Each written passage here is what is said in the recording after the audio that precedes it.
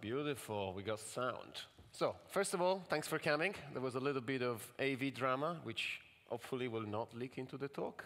But if that happens, you know why.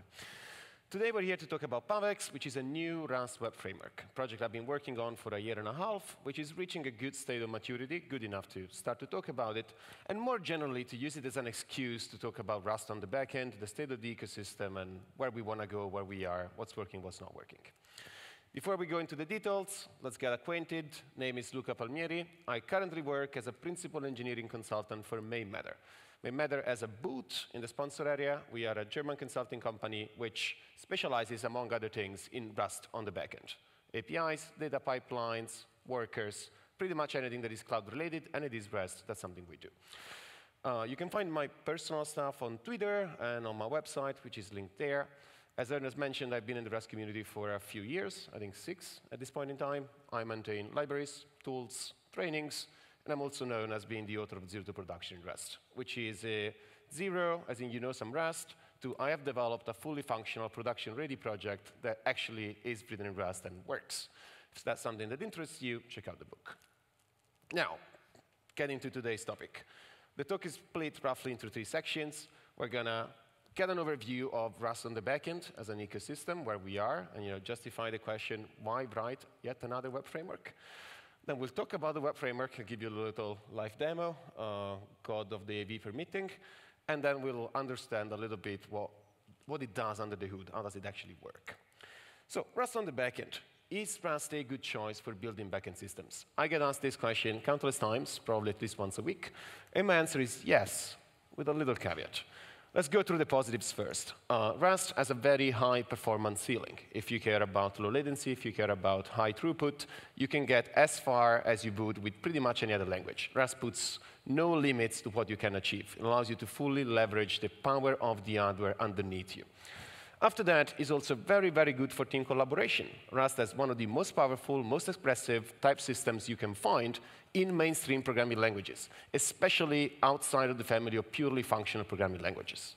You get a new team member that needs to onboard on a code base. If that code base is written in Rust, that allows the team member to experiment safely. Perhaps their code won't compile. Perhaps they won't be able to deploy something to production for the first few days. But definitely, they're not deploying incidents, because a lot of checks are built into the language.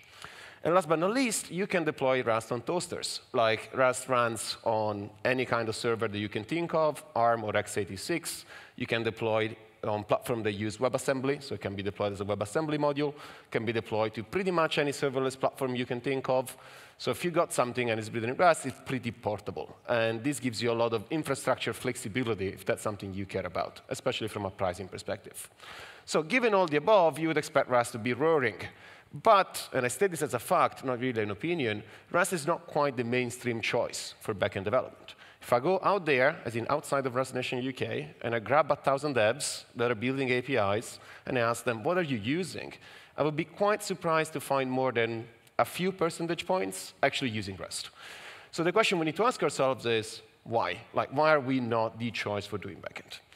And it's important to kind of call out that we have seen some pretty good success in some niches, 3 niches in particular. High performance requirements, because of what I was saying before. If you got something like a high-frequency trading system, or if you got big data pipelines that need to crunch through petabytes of data, Rust is an excellent choice, and people are using it there. Then you got software that's being used at scale, where scale means a lot of users, a lot of region, a lot of infrastructure footprint. Rust is not just fast. It's also pretty efficient in the usage of the hardware. What that means is that you can reduce the size of your server fleet. You can reduce the number of Lambda function, well, the duration of your Lambda function invocations, which are pretty material savings at the end of the month when you look at that cloud bill. So for big hyperscalers, Rust is definitely like a very interesting choice. And I was working at AWS, so I speak from experience there. Last but not least, there's high reliability requirements. So folks who are building things that need to be correct, or they need to be highly available. And so they care about making sure the software is boring to operate. And this is a very common refrain. I don't even know who said it first, but people come to Rust because it looks cool and performant, but very often they stay because it is reliable. Operating Rust services is generally easier than their counterparts, Also because of the lack of a garbage collector, which makes it very easy to understand how the system behaves because it's very predictable under similar load profiles. So we're doing very well there. And some of the biggest applications in the world, the most important ones, belong in these three categories. So I don't want in any way diminish what we have accomplished in these sectors. But I think we could go farther. So what's holding us back from mainstream usage? I think there's three weaknesses. You need to make them the same number, so it's important that there are three. The first one is there's limited talent pool with professional experience. This is a graph from the Filtra report. They are recruiting adjacent company. Every month, they push out a Rust job report, where they basically analyze all the open Rust positions. And among other things, they also classify them by the seniority required. And as you can see here, there's a lot of demand for senior talent and not as much for junior talent. And that's partially also because of the categories we're talking about before. People who are investing into Rust are very often rewriting existing systems or augmenting existing systems, which might be mission critical, high scale, high monetary value, and so on and so forth. They want to put those systems in the hands of people that can deliver. And so they try to look for senior talent. But the flywheel for senior talent requires to have some junior talent that eventually becomes senior, or talent that moves from a different market into Rust. And so companies are struggling to fill these positions, and even if they're not struggling, they're concerned about it. Like when I talk to prospects who are interested into Rust, hiring is a topic that comes pretty much every single conversation. Like, can we hire Rust developers? This is a big question. And I think this is going to solve itself given time, because the ecosystem grows and people learn how to use Rust and they go back on the market, and so this will get better and better, but it is a concern. Number two, we have a Lego-like ecosystem. I don't say that in a good way. What I mean is, the Rust community over the years has built a vast collection of high-quality crates. Very, very high. Like, if I look on crates.io, you find pretty good options for pretty much any kind of foundational need. Nonetheless, this collection can be too vast. And what I mean is that if you're a beginner and you're getting started on a Rust web project, you need to make a lot of choices. And a lot of these choices you need to make very early in the journey. You need to choose an async executor, you need to choose a web framework, you need to choose a database driver, you need to choose a telemetry library, and over and over and over. And this complexity is not limited to every choice, because the choices are related. Picking the best in class in each of these categories doesn't necessarily give you a system that's going to interoperate very nicely. So you also need to know what works and clicks nicely with other things. And if you're a beginner, you do not have the level of introspection required to make a lot of these choices. It would be much nicer if we had a curated set of crates which was somewhat versioned together in a coordinated fashion and cover the feature set that people usually require when they're starting projects. And this is exactly the challenge and the task that every single company that is adopting Rust is finding themselves solving. Like, every company is building their own Rust backend distribution in the spirit and the sense of a Linux distribution. And in other ecosystems, it's not like they don't have these problems. Frameworks fill this gap. You go with Rails, Rain comes with a bunch of bells and whistles. You go to Laravel, and that comes with a bunch of bells and whistles, and so on and so forth. So we don't have that in Rust, because most of our frameworks are micro-frameworks, which are very contained into what they believe is the scope that competes with the framework. Last but not least, we have a less than optimal learning curve. And I'm not speaking about learning Rust here. I think the difficulty of learning Rust is often overstated. If we look at people that have actually adopted Rust at scale, I think there was a report from Google that came out a few months ago when you've been training tens of developers in Rust. They didn't find that it takes them significantly less than a person being trained in Java or another language. The problem here is specific to Rust on the backend. Because on one side, the ecosystem wants great ergonomics. We want stuff that's easy to use, that's nice to use, that has elegant APIs. But on the other side, we want to build software that makes it more likely that the software at the end is going to be correct, which is a wonderful ethos and something that I think we shouldn't lose. But these two things, are at odds, because if you want to enforce correctness, you tend to lean heavily on the type system, which makes for more complex APIs that are more difficult to use and misuse. That's correct. But a beginner is challenged, especially if you combine all of that with the fact that this is an asynchronous Rust, because backends usually do a lot of I/O, so you want to be able to leverage concurrency, and you want to be able to wait in parallel, so to say. This is quite an explosive mix. A beginner that starts in a first web project finds themselves digesting pretty advanced Rust concepts from the get-go. Like, they go from 0 to 100 in like the span of 2 hours. And most of them bounce, because sometimes they're confronted with stuff like this. You're trying to do something simple, and then you place the wrong trait bound, and you have one or more terminals of like a long error message from the compiler. The error message mentions traits you've never seen that are not actually in your code, tuples, send sync, sometimes a little bit of style as well. You installed Rust in the morning, and this is early afternoon, you had lunch. You don't know how to debug this. I don't know how to debug this very often. I've been doing this for 6 years. This is not a good experience. People will churn, and people are churning. Like, we get a pretty big pipeline of folks interested into Rust, because most love language, it's pretty cool, there's a lot of hype, but a lot of them just bounce. And if they bounce, they don't come back necessarily. So we need to make it so that people that get started with Rust have a nice onboarding experience on the backend. Some of these issues can be mitigated. It's a lot easier if there's a person on your team, a person on an open source project that is mentoring you, that is crafting the learning path that goes through the different obstacles. I see some people thanking their mentors in the audience. But not everybody has that. Like, you might be the first one, you might be doing this on your own time. It can be complicated. And I think all these things combined contribute to the fact that we're not mainstream, contribute to the fact that we are successful in some very valuable but ultimately small niches in terms of number of developers. But I think Rust could be mainstream, and I want it to be mainstream. I've been doing this for a few years. Like, I think the language is actually good, and I think it brings to more correct software. So what can we do? I rolled up my sleeves. This was a year and a half ago, more or less, and I started building Pavex, which is a new Rust web framework specifically focused on APIs, not necessarily on the front end. It was born as an experiment. This is the end of 2022, and I've been working on it ever since. And the question I want to answer with Pavex is, can we take a different approach? Can we do something radically different that comes out with a better DX? So, I could show you and tell you all day that it's better and nicer, but I think it's much easier if you actually see some code in action. So we'll try to do this demo. Now, your first encounter with Pavex is a CLI, pretty much like the cargo CLI. First and foremost, can you read it all the way to the back? Louder? Yes, cool. It's a CLI. There's a bunch of commands. The most important one that we're going to see today to start out is Pavex new. Pavex new is the same spirit of cargo new. You pass it a path, it's going to scaffold a new project.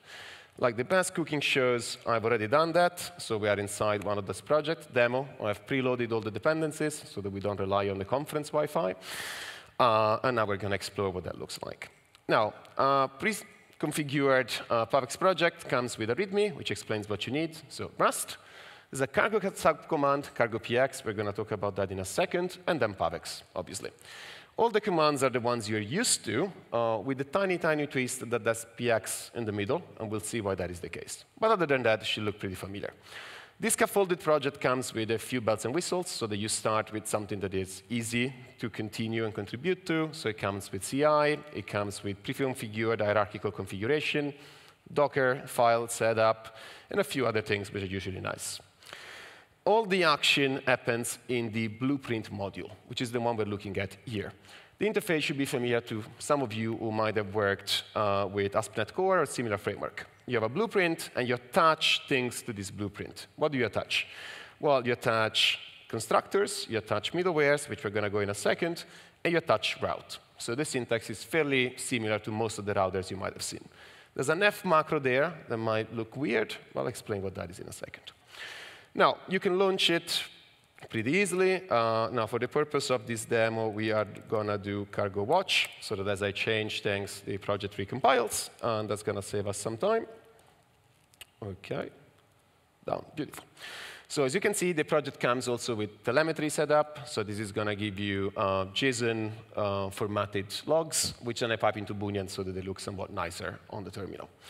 As we have seen in the blueprint, there is some route configured, mostly to give you something to look at. It is the ping route. But trust no one, so let's try to hit the ping route. And we're going to do that with curl.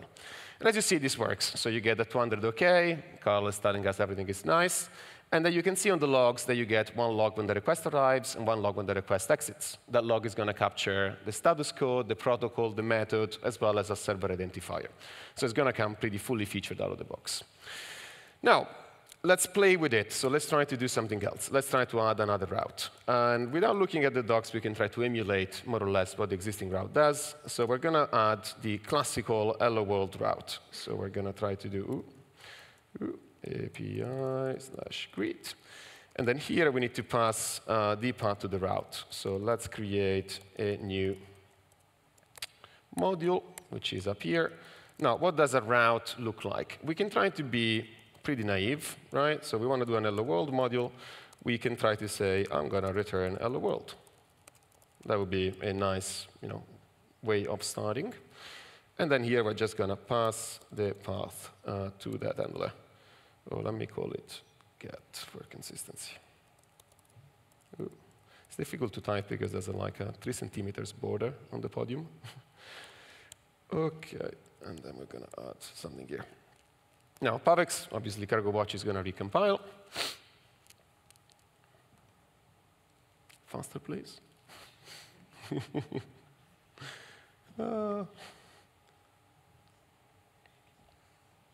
Nice. So this is the first encounter with a Pavex error. This is not coming from the Rust compiler. This is coming from Pavex itself. Because Pavex does a bunch of static analysis ahead of the Rust compiler as a way to return errors which are meaningful in the language of the context you're operating into. So they speak to you in the language of backend development. So what Pavex is telling you here is that you registered the request handler, which is the greet get we just defined, but it can't actually use it because the return type is not something that can be converted into a response.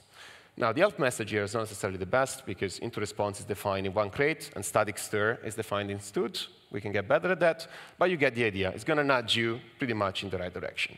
Now, you can go find out what's implemented if you go on the Pavex documentation. This comes with a guide, which has a bunch of stuff, but it comes also with the API reference, so the usual docs that you might be used to in Rust projects. So if you go and look for the into-response trait, you'll find the implementers. And Rust implements it for, Pavex implements it for status code, response, and response head, so a response without a body. And that's because Pavex is designed to be precise. Like, we don't want to infer what you might want to return here as a status code. Is it a 200? Is it a 202? Is it a 201? We don't necessarily know, so you need to tell us. And so we can just convert this into using a response. And then response as a constructor for pretty much any status code. And then we can use setTypeBody, which, based on the type, is going to set automatically the content type header and a few other bits and pieces. So in this case, we can do hello world, yes.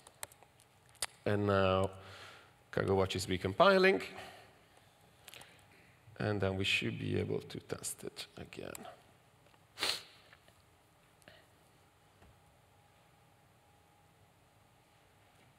Not again, nice. So if I do ping again, well, I want to do greet actually now. So we can see that this works. So we get an hello world out of the box. Now, hello world is cool, but it's not necessarily interesting. Now, a lot of things have to go right for hello world to come out, so it's pretty exciting for people writing the framework, but I understand it's not as exciting for people looking at this. So we can try to do something else. So we can try to show how the web framework helps you in getting data through the pipeline with a concept that you might be familiar with, which is the one of extractors. Pavex, like other web frameworks, implements dependency injection. So it automatically allows you to inject things into request handlers, middlewares, other pieces, in such a way that the code looks pretty domain-related and not HTTP-related. We can try to extract, for example, a named parameter, so a path parameter, a dynamic part of the path, so that when you do API greet Luca, it's going to come back with hello, Luca. If you go into greet, you can go in the docs. Pavex has a pretty extensive documentation as to what can be extracted from where. In particular, you can go down here, and you can see how path parameters are extracted. And it looks somewhat like this. So you have a struct, which defines the path params that you want to get out, and then you simply pass that as input into the handler. So we're going to pretty much copy-paste.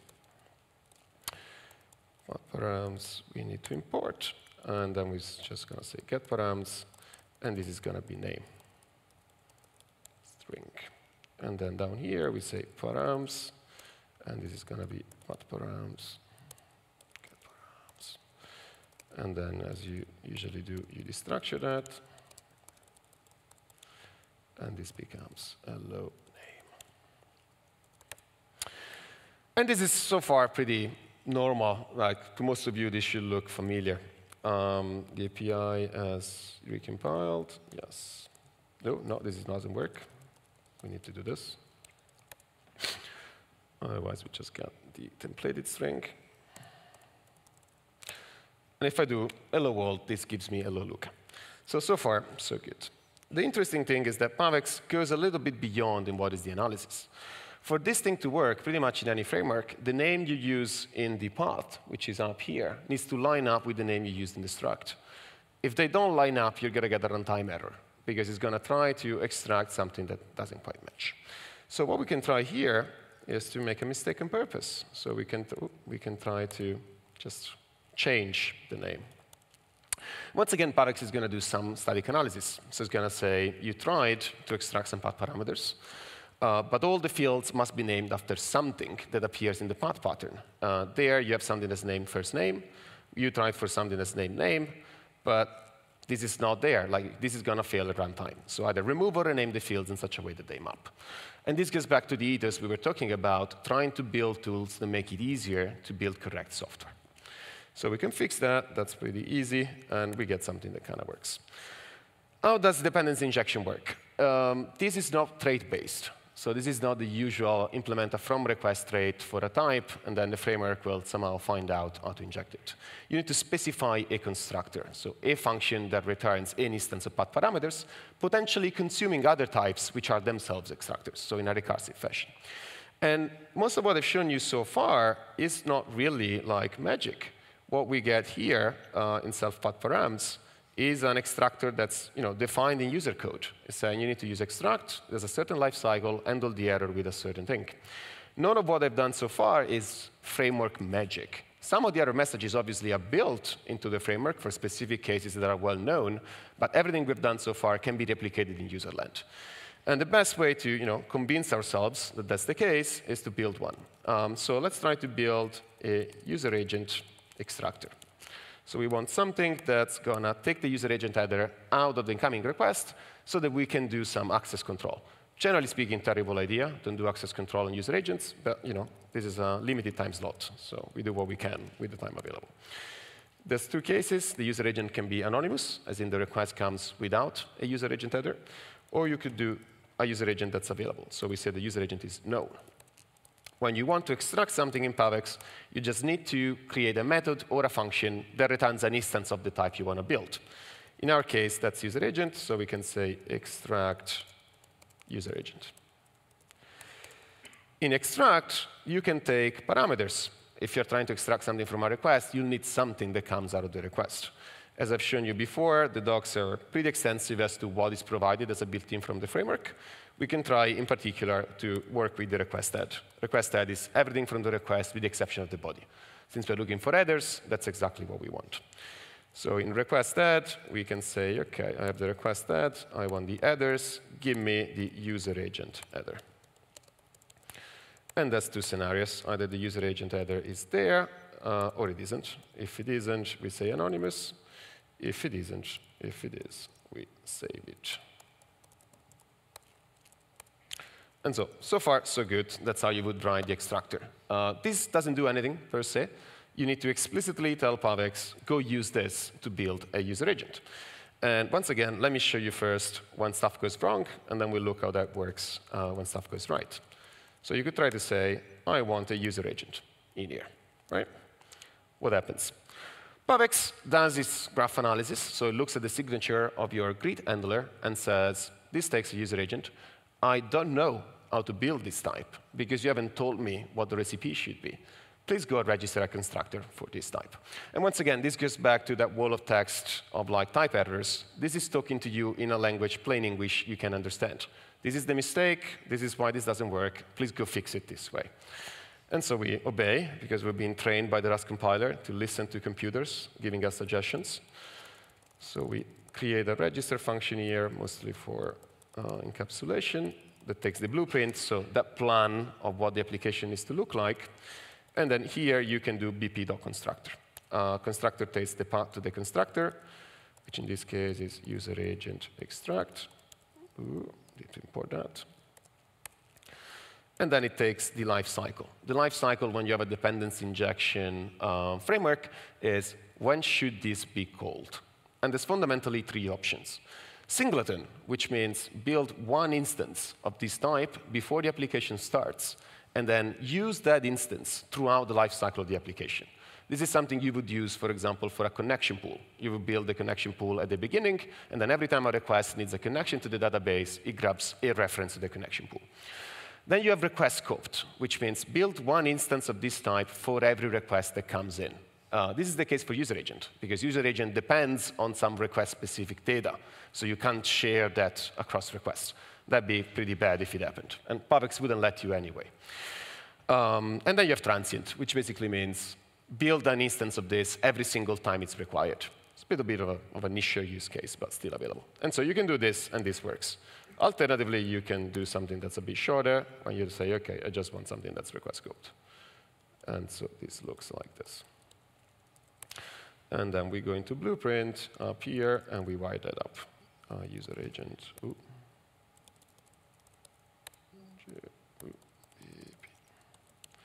Lovely. Now, this should have recompiled. As you can see, it no longer complains about not knowing how to construct the type, because now it does. And the application is launching correctly. Now, it's difficult to know if it's working or not, because we're not actually doing anything with the user agent. So let's do some terrible access control. So we're going to say that if the user agent is anonymous, we want to return a response unauthorized. Don't do this at home for obvious reasons. Although I think creates.io rejects requests with our user agent. So some people do it. This is compiling. Now, if I send a request from curl, once the application starts running, this is still going to work, because curl, by default, injects a user agent that you can see here, curl/840. So we need to explicitly tell curl to be not nice and pass an empty user agent. And now you see the 401 unauthorized. So the request is correctly rejected. Now, last but not least, usually when you do access control, you don't do it inside the route, because you might be doing the same access control across multiple endpoints, and you want that to be consistent. So let's have a little look at what middlewares look like. Middlewares are a mechanism to execute some shared logic before a group of routes, usually more than one. So we want to move this inside one of the middlewares. Now, Pavex provides different kinds of middlewares depending on when you want those to be invoked. You can get middlewares that execute before the request handler. You can get middlewares that execute after the request handler.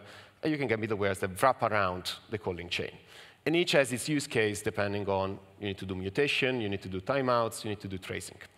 So we try to be pretty comprehensive. In our case, we're doing access control. So it's a pre-processing middleware, because we want to potentially reject the request and short-circuit the execution after it.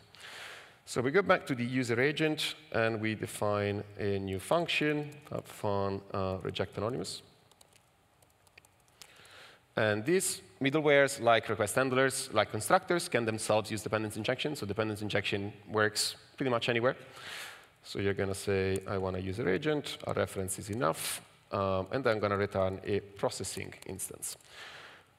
If the user agent is unknown, then we're going to say processing, return early, and use response unauthorized. If the user agent is known, then we're just going to say continue processing, so continue invoke everything else that comes afterwards.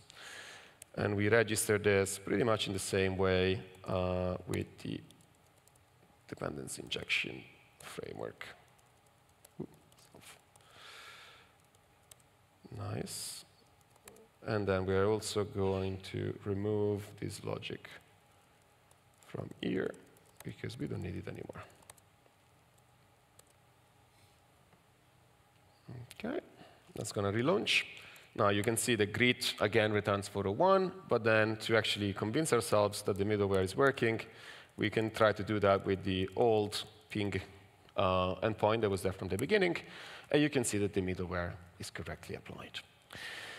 That's everything I can show you in the time slot I have. So let's go back to the slides. What have you seen? Let's process this experience. There's some core tenets that I tried to obey while I was developing Pavex. The first one, and I stressed this throughout the demo, error messages must be good. Like a lot of people, I've come to Rust and I've come to appreciate Rust because of the quality of the error messages that come out of the compiler. Unfortunately, the compiler does not provide most libraries with tools and hooks which allow them to actually replicate their level of experience. And that's why Pavex comes with its own CLI and tries to kind of fill that gap, try to bridge that gap when it comes to quality of error messages. And so this is exactly what we saw before around making sure that you have the right path parameters in the right places. The second thing is that we want applications to be correct, and that means trying to catch as much as possible at compile time without making the APIs more complicated.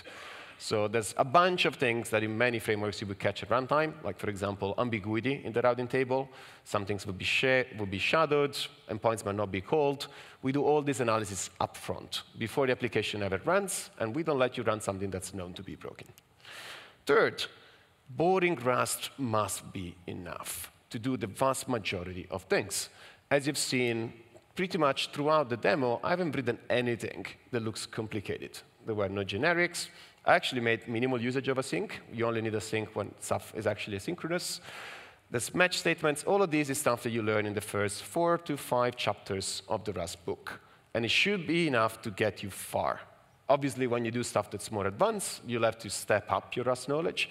But that learning curve needs to kind of match the level of the complexity of the tasks that you're trying to achieve. Simple things should be simple. Complex things should be possible. Last but not least is Pavex problem domain is not just parsing HTTP requests and sending back HTTP response.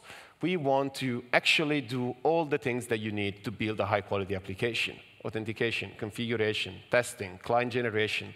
All of these things are required. And we want to provide them as first-party components. We want to build something that is batteries included. We want to look basically at the end-to-end process of what it means to build an application with Rust and making sure that the stuff that comes on the other side is high quality and it's fast to build. Like you don't need to reboil the ocean every time you're actually doing a Rust project. Now, obviously, you don't get there overnight. You don't build Rains in a weekend.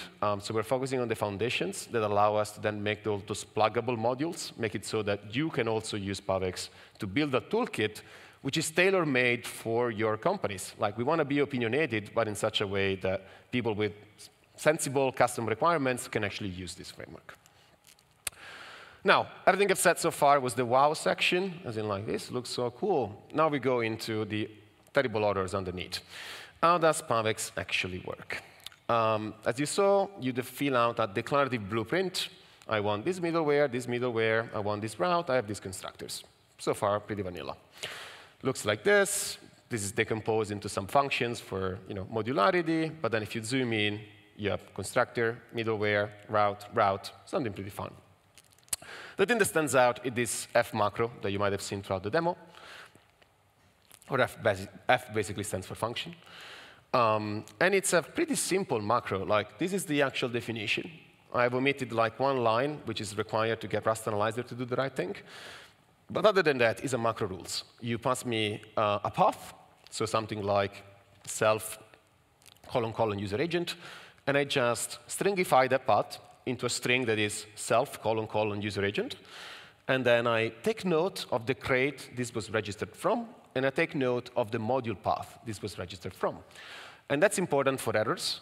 All those spans saying, this was registered here, squiggly lines underneath require this information. Otherwise, we don't know what that was registered. And it's also necessary for dependency injection. So if you have something like this, get API greet get, this simply gets converted into something that looks like this. It's pretty simple on the surface. Now, as I said, this is necessary for error messages because we do not rely on trait bounds for pretty much any compile time static analysis. If you look at the method that's required to register a route, the one we used before, this is what it looks like. Once again, I'm not editing out anything particularly complex. All that path parameter matching analysis is done inside the Pavex transpiler, inside that little Pavex CLI, which I showed you at the beginning. There's a command called Pavex generate. It takes as input the blueprint and then outputs the code that actually runs at runtime. The transpiler is where all the compile time validation takes place. Obviously, errors are nice. It's nice to show pretty nice error messages. But fundamentally, what we want to do when you have a transpiler is transpile from a blueprint to Rust code that actually gets run at runtime. We do this by generating a new crate called the server SDK, so the server software development kit.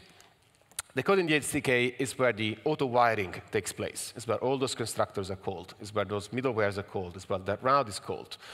It does all that dependency injection. So that doesn't happen inside the macro, which you cannot expect. It's actually a crate in your workspace. And we can have a quick look at that just to convince you that it exists. So everything we've done in the demo was inside up. Our blueprint was there. Our constructors were there. Our routes were there. There's two other crates here. One is called server. One is called server SDK. The server SDK crate is auto-generated. The auto-generation is done by the cargo px command, the one I showed you at the beginning. You can think of cargo px as build.rs on steroids. Build.rs allows you to generate some artifact. Cargo px allows you to generate a whole crate. You simply say, this crate is generated. You generate it by invoking this command. The command is defined here. And the command simply invokes the Pavex CLI and calls generate. And then that command takes care of generating the dependencies. These dependencies generated, like this was empty before I started the demo. This looks into all the crates where your constructors, your routes, your middlewares are defined, and automatically fills in the dependency table, making sure to use matching versions. And then in source, it generates all the code that actually wires things together. So it generates the route table. If something is a get, then do this. If something is greet, then do that. And then it generates all the code, the wires together, for example, the logging middleware, the user agent extraction, which then is used into the middleware that we wrote. All of this is generated for you. And you don't need to look at this when stuff works. But generally speaking, it's important for it to be there. So it's not like when you're trying to debug a macro and you have no idea what's actually happening. This code is right there. It's plain boring Rust. It's very procedural. Looks bad because it uses fully qualified path. But other than that, it's code you can understand. Like there's no magic happening inside this file. The only things you care about from this file are the stuff you actually need to invoke to launch your application. So is the application state. This is empty, but usually it contains everything that is singleton lifetime. So anything that needs to leave for the entirety of the application state will go in there automatically. And then you have run. Run takes your server configuration, like the port you want to run on, HTTPS or not, the usual configuration for an HTTP server, takes your state, and then from there, you're actually listening to requests. So when you go build your server, the one that actually serves traffic, it looks somewhat like this. Load configuration, build application state, configure the server, so listen on this port, and then call run. That's everything you care about from that SDK crate. All the complexity is kind of tucked away into something that's near to you, but not necessarily something that you need to care about. Going back to the slides, yes, as we saw, there's two things you care about, run an application state. Two items allow you to build the server binary, the one that actually runs the application. And you can look at it as an arrows and boxes diagram. The blueprint is used to generate the SDK, which that is imported by the actual server binary runtime. But the SDK is a library because you may want to import those functions from different places. If you're trying, for example, to write integration tests that hit the API, you want to be able to launch the application. You want to know what are the singletons. You want to be able also to swap, for example, some of those things for testing versions. If you want to look at it another way, everything that's in green, it's unwritten. Everything that's in yellow is machine generated. Obviously, some of the green bits, when you scaffold a new project, we gave you something pretty nice, which is already pre-configured, but you're free to go off the beaten path if you want to. Now, why do we need 3 crates? Why don't we just use a macro or a build script? The Pavex secret sauce, the one that allows us to do this very nice dependency injection mechanism, is compile time reflection. If you think of it from the perspective of the framework, right? You give the framework a request handler, which takes a bunch of inputs. The framework needs to be able to say, what inputs do you need? What's the type of your inputs? And then, do I have anything that returns this input type as an output? And as you go through, you try to build that dependency graph. In Pavex, since we want to do the compile time, we want to do that static analysis, we need to be able to do this at compile time, both for performance reasons and correctness reasons. To do that, I initially considered working with tokens, but unfortunately, tokens like macros in Rust do not have access to type-level informations. If you're doing a macro in Rust, it's purely syntactical. For example, you have a SQL_query macro that takes a query. This is what SQLX does. SQLX is going to take this string, talk to a database, validate that the query is well-formed, and succeed or fail the compilation. If you now do a little refactoring, and you say, OK, I actually want to assign that to a constant, which is known at compile time, because it is a constant, and now pass the constant into the macro, it's broken. This no longer works, because the SQL_query macro has no way to knock on the compiler door and say, excuse me, compiler, can you tell me what this constant evaluates to? For the SQL_query macro, query is a word that says query. It's an identifier. There's no smartness above it. There were some plans to get compile time reflection, but unfortunately, it doesn't look like it's going to come anytime soon. So since macros won't cut it, what do? Well, we can give up, but we don't. So we try to do something a little bit smarter. We power Pavex with a thing called rustdoc-json. If I say rustdoc, what comes to your mind? To my mind, this comes to mind. So you go on docs.rs, that's where you have all the documentation about your Rust crates, auto-generated, served for free, pretty nice. Once again, if you take the software architect goggles, what is rustdoc? Rustdoc is a binary that takes a Rust crate as input and returns you some HTML. That HTML contains a lot of interesting information. It contains, for example, the signatures of functions, like what inputs they get, what outputs they return, what traits they implement. Now, going scraping the HTML would be pretty crazy, so we don't do that. But the rustdoc folks have implemented a different backend, when the same program generates output in a machine parsable format, which has a strong schema. That's rustdoc-json. And it's currently on idly. It was introduced in an RFC in June 2020. You can try it out pretty easily. Take cargo, tell cargo to use nightly, rustdoc, whatever you want to generate stuff for. The Z flag, that means I know what I'm doing, and then output format JSON. Let's look at a simple example. This is a struct from cargo chef, which is a crate I maintain. It's a public struct called target args, 4 fields, all public, all booleans. If you generate the JSON docs, you get something like this.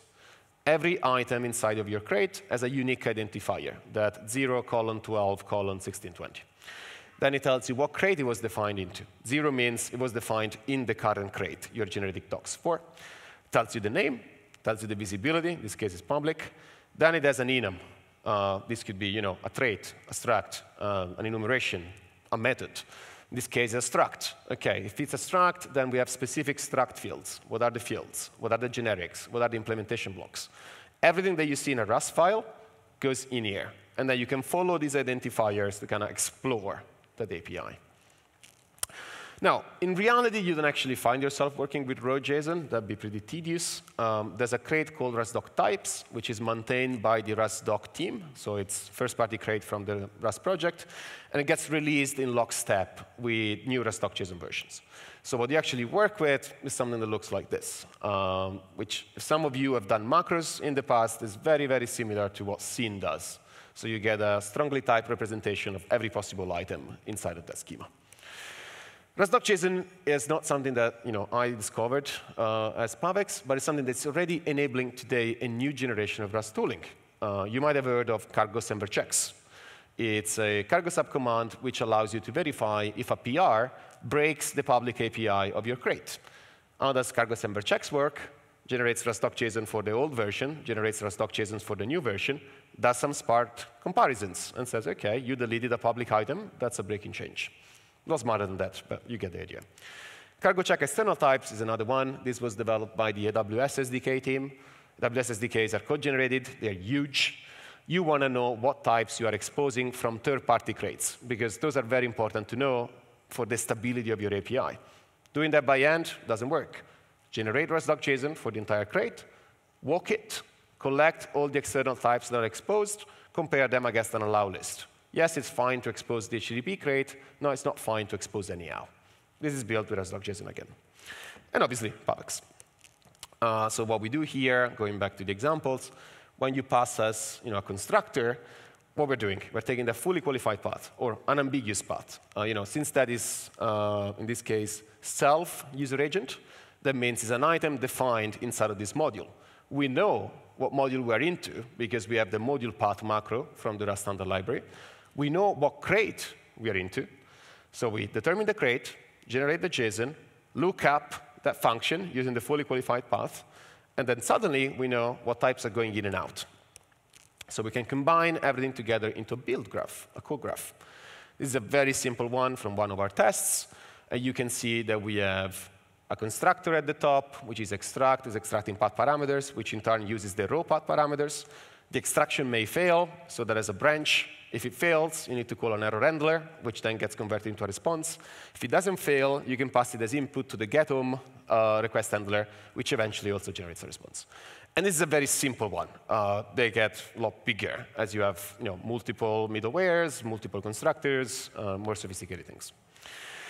But this code graph is what we use for static analysis. Like, we walk this code graph to detect violations of the borrow checker, to detect missing constructors, to detect a bunch of possible runtime errors. And ultimately, we walk it to do code generation. So we walk it to generate the server SDK that I showed you before. Wrapping up. Today, I just scratched the surface. I've showed you a few things in the time that was allotted. There's a lot more to this. Hopefully, I will get to speak to that in the future. I think that the approach is very powerful. Like, what we're doing here allows us to do things which are otherwise impossible. You might have seen that we have used synchronous handlers here and there, but then there were also asynchronous middlewares. All that just works. And some of these things are pretty much impossible to encode as straight bounds. Definitely impossible with this level of error messages. And we can do more, right? Like, we know what goes in and out. We could pretty much generate accurate OpenAPI specifications and then use those to generate clients. We could automatically instrument the different parts of the application with tracing spans, allow you, when you are debugging, to understand where time is being spent. We could tweak the generated code depending on the target. If you're deploying something on a server, it needs to look a certain way. If you're deploying something on a Lambda function, then perhaps the entry point needs to look a little different. All these things are possible because we have that intermediate step, because we have that stage compilation approach. Now, this is a long piece convincing you that it looks cool. How do you install it? At the moment, Pavex is in closed beta. You cannot just go run it. And that's mostly because I think it's unfair to expose users to too much churn. When you have a project in the early stages, it's much better to have few people providing feedback. And when it goes out, it's, I wouldn't say stable, but pretty stable, so that people can actually build with confidence on top of it. You can sign up with a waiting list. We send out invites on a rolling basis pretty much every couple of weeks, so you don't have to wait much. But that allows us to, for example, retest the tutorial n times, retest the generated project n times, make sure that it's actually polished. The other thing is that Pavex is open source, but I've seen too many open source maintainers burn out, and I've seen too many foundational crates go unmaintained a few years down the line. I think if you're building a web framework, which is a fundamental piece of infrastructure that a company depends on, like switching a web framework 2 years down the line is a pain, can be a tens of thousands, hundreds of thousands project, you want to make sure that you're going to be there 3, 5, 6 years down the line. Because of that, Pavex is open source licensed, so it's Apache 2. You can get it on GitHub. The source code is on GitHub today. You can go get it. But if you want to use it as is, you need to use an activation key. That is free for personal usage. So private projects, a few are fine. Open source projects are fine. But if you want to use it in a team, so if you want to use it with more than 3 people, and if you want support, that would require you to pay a subscription. Now, as I said, it's Apache 2 licensed, so you can fork it and use it, remove all the checks, and run with the framework. But the idea is to flip the default. At the moment, the default in open source is you don't give back, you use for free. We want to change the default to you donate back, and then you can take some effort and not give back to the project. That's fine. That's one of your rights, is open source licensed. But obviously, we won't support you if you do that, because I think there's a fair relationship to have between a project and people that depend on it commercially. Said that, as I said, time is limited. There's a lot more to discuss. There's going to be a Q&A, so feel free to ask questions. I'm going to be at the main matter booth in the sponsor area. We're going to give away a few copies of my book. And obviously, if you have questions about the framework, just come around, and I'm happy to spend as much time as needed. Thank you very much.